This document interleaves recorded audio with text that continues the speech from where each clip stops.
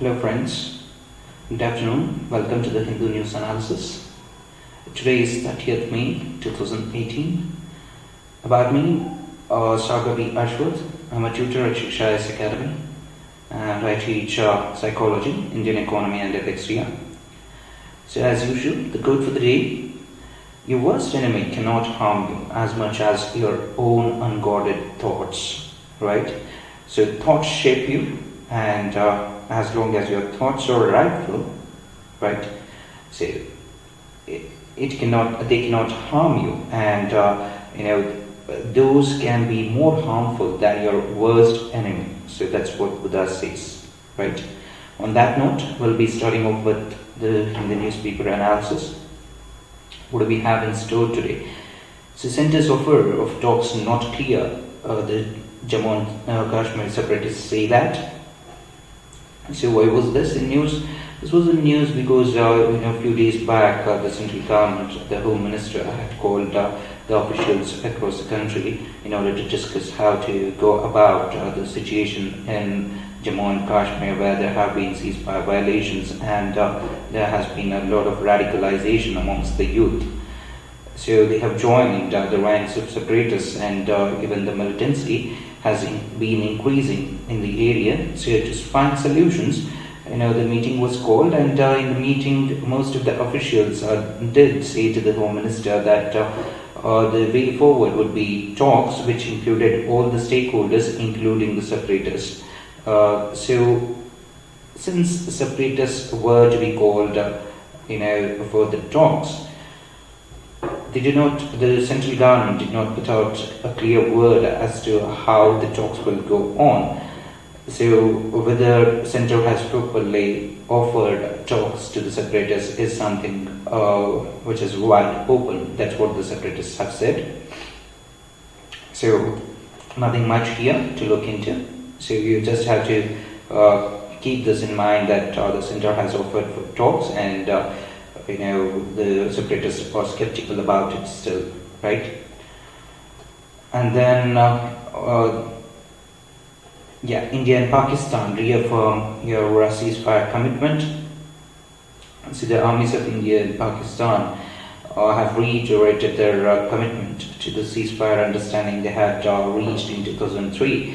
So the Director General of Military Operations from both the sides, that is JDMOs of both the sides, have agreed to their commitment to ceasefire during a hotline conversation between the two DGMOs.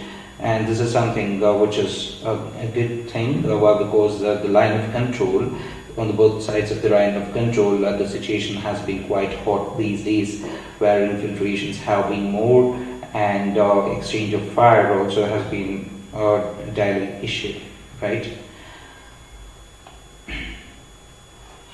So Tamil Nadu to take back land allotted to Sterlite. This is about because there was a lot of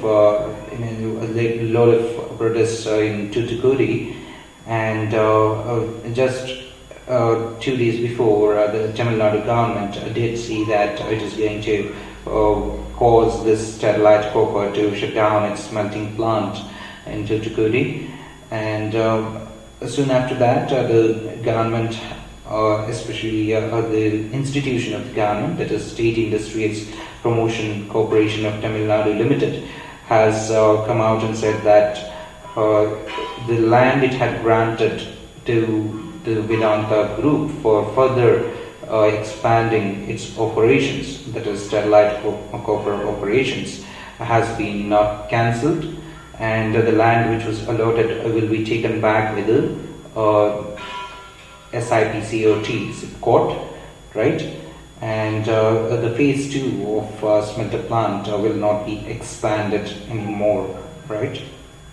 So this issue was related to the water pollution which this particular industry was causing, and people came out in protest against this particular plant, and there were a few deaths or several deaths on the streets during the protest. Why? Because the police resorted to police resorted to firing and lathi charge. Right, we do not have anything on this page, and this page is not much to look into. And you have NGT issues notices on play to halt road through Corbett at the Jim Corbett National Park in Uttarakhand, right? So that's in news. So the Jim Corbett Tiger Reserve, which is a abode of tigers. The state government had the plan to have a road built through the Jim Corbett National Park, but a plea was put in on NGT questioning this move, and the bench headed by NGT acting chairperson Jawad Rahim has issued a show cause notice to the Ministry of Environment, Forest and Climate Change, the National Tiger Conservation Authority and the National Board for Wildlife NVBC Limited and the state government regarding this, as to why they should not be questioned as far as building the road is concerned. It would harm the biodiversity and the ecosystem and the wildlife of this Jim Corbett National Park. So what you need to do is you have to look for where Jim Corbett National Park is located, and if there are any rivers nearby, what are the geographical features which adorn this particular Jim Corbett National Park. And also you have to look for some species, right? If there are any endangered species in this particular area, that's what you need to look out for, right? So monsoon sets in over Kerala 3 days ahead of schedule. So monsoon has made a grand entry, and the hopes are pinned on this monsoon by many agriculturists, and also the IMD is quite optimistic now that the monsoon will be a good one this year around, and also it is supposed to cause quite a havoc in some areas, right, on the west coast of India. While it was, at least as far as today's news is concerned, there was some sort of difficulty in the lives of people along the coast of Karnataka, Kerala, and even Tamil Nadu because of heavy rainfall. Let's see if it escalates into a bigger issue over the days as monsoon progresses. Right. Next is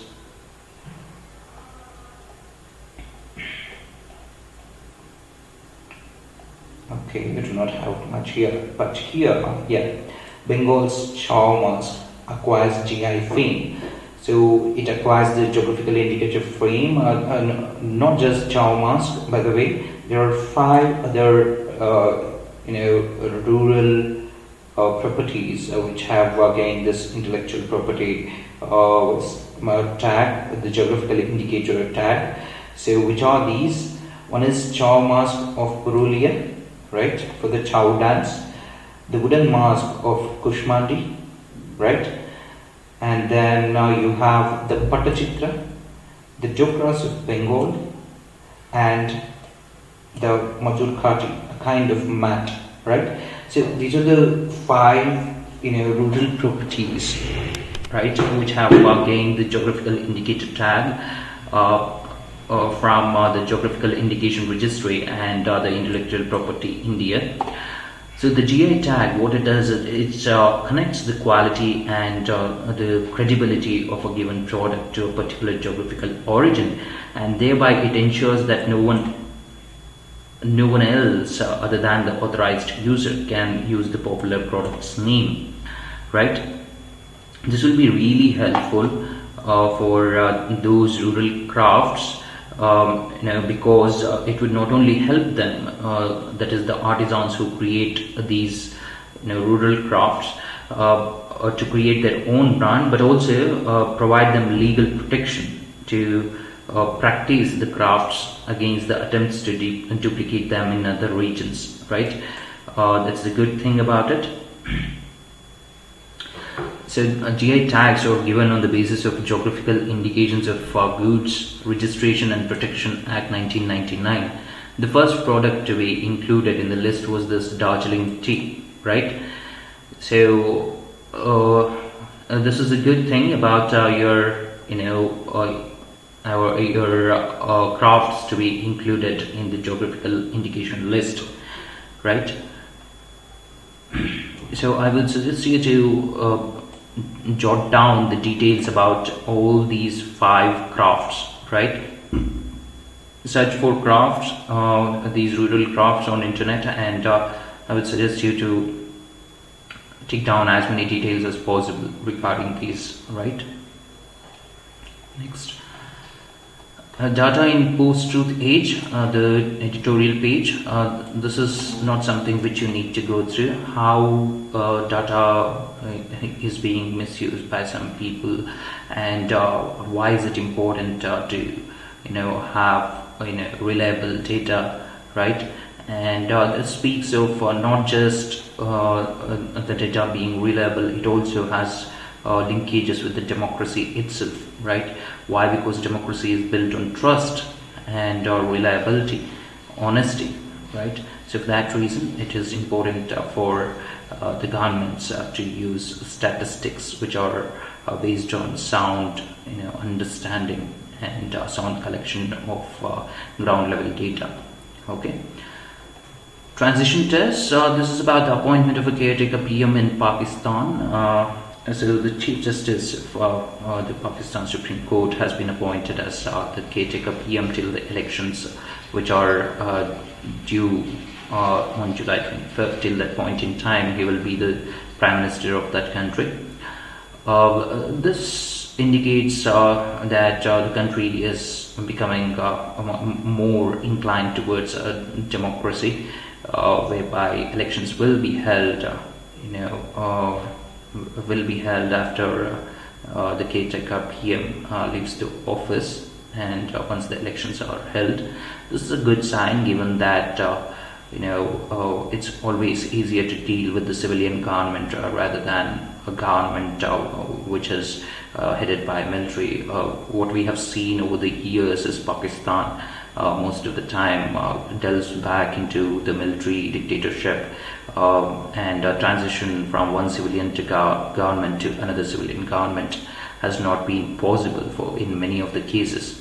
Only recently had we seen for the first time the government getting transmitted from one civilian prime minister to another civilian prime minister. It was only very recent, but due to some reasons, the PM post lies vacant in Pakistan, and now Pakistan seems to have realized the importance of civilian government and democracy, and it's a good thing going ahead. Let's see how things turn out for this country, and what will be the implications for India in the coming months. Okay. So green push, what is this about? This is about the new biofuels policy. A draft policy has been put out, and discussions are going on. It's high on ambition, yes, but the success will be dependent on the details in the policy. So given that the oil prices are rising, these are putting extra pressure on the economy, right? Even the smallest change so as to push for biofuels would be a welcome step by the government.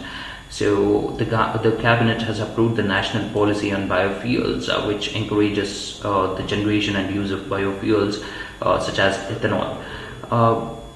The primary issues it tries to address is the supply side issues that have discouraged the production of biofuels within the country. So So far, only sugarcane was allowed. Sugarcane, was approved to produce ethanol in India. But now, feedstock for biofuels using sugar beet, corn, damaged food grain, potatoes, and even municipal solid waste will be allowed to be used for ethanol production. And the ethanol so produced will be blended with petrol.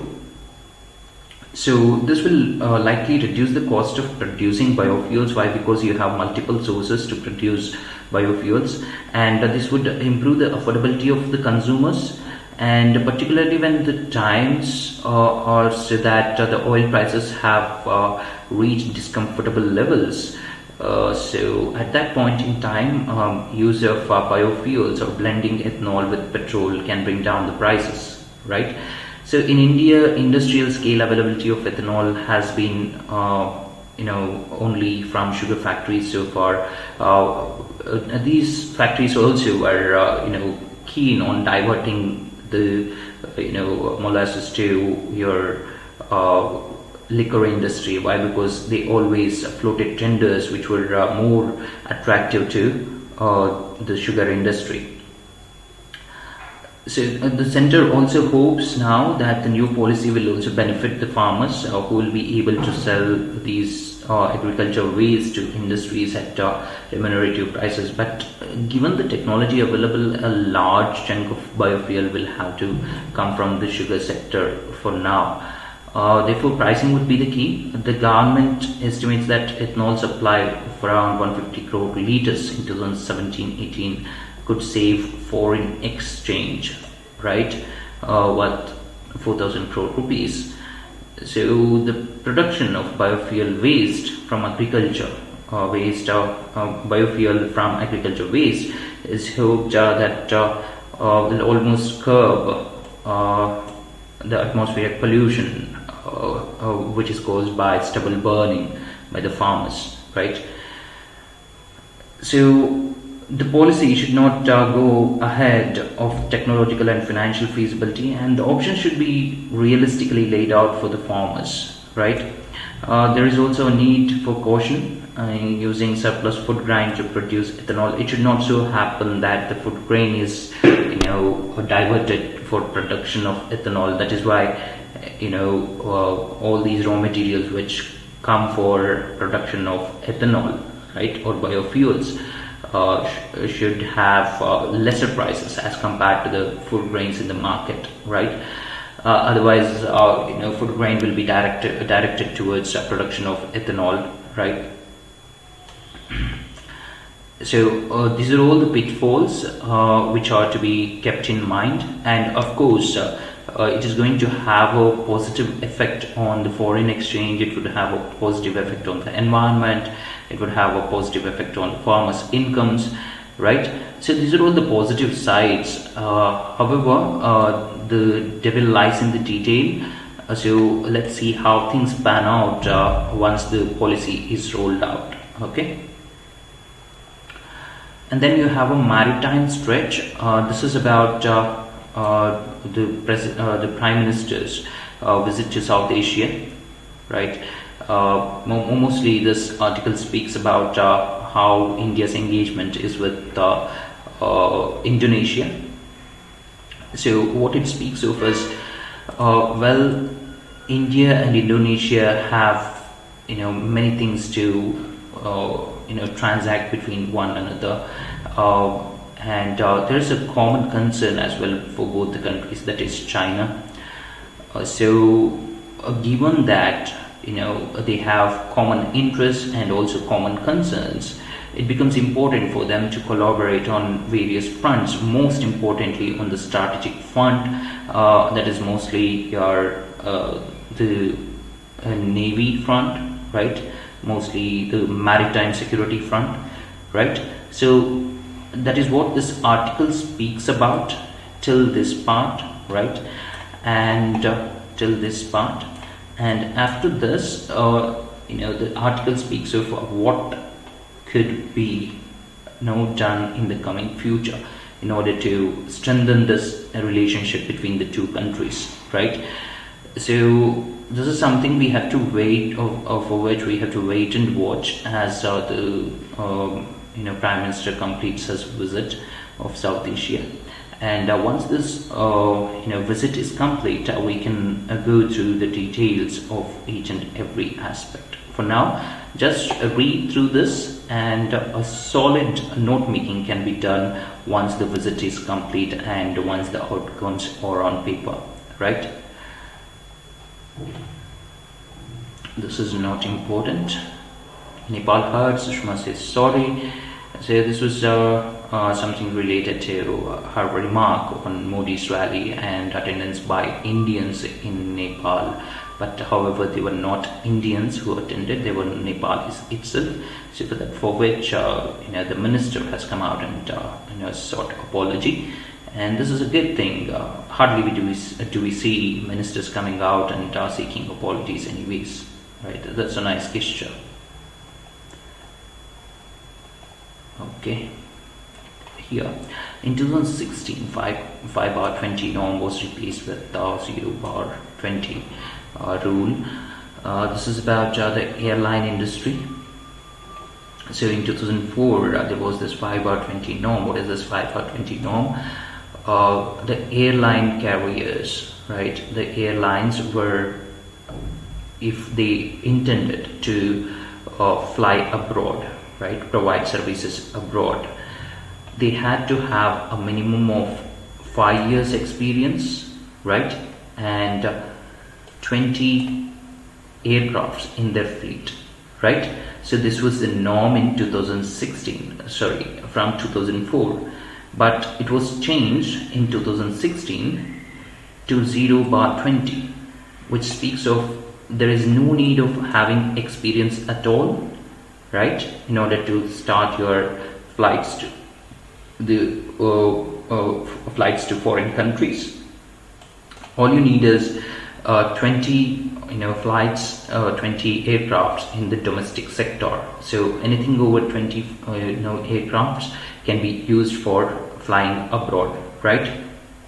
This was the rule, and certain airline carriers have benefited, and there will be this Vistara, right? Vistara, which is a joint venture between Tata and Singapore Airlines, will be launching its operations in the second half of 2018, and as it has recently inducted its 20th aircraft, and AirAsia has only 18 planes on its fleet now, and it intends to launch its flights on international routes in 2019, right?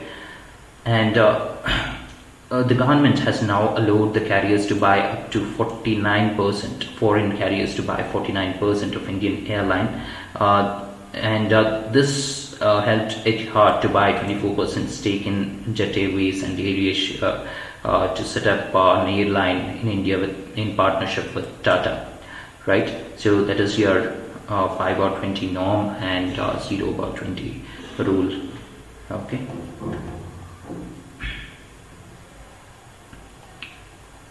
India and UK to talk amid rows.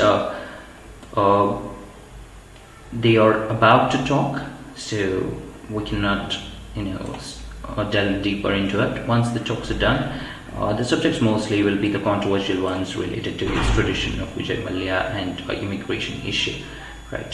So we'll talk about that once the talks do happen, right? The chances of extradition are bleak, given that a senior official has said there was little Mrs. May or the British Home Office can do in Mallya case.